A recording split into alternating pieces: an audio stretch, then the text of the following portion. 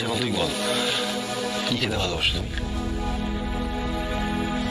আমি তো ভুলেই গেছি যে আমি কি ভালোবাসি আর কি ভালোবাসি না। আসলে নিজেকে নিয়ে ভাবতেই ভুলে গেছি।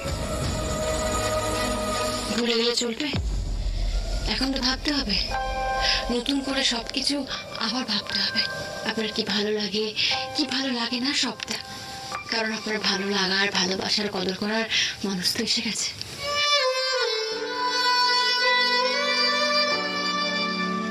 আপনার ছেলে আপনাকে জিজ্ঞেস করছে, আর হেজিটেট না করে বলে ফেলুন তো, আপনি কি খেতে ভালোবাসেন?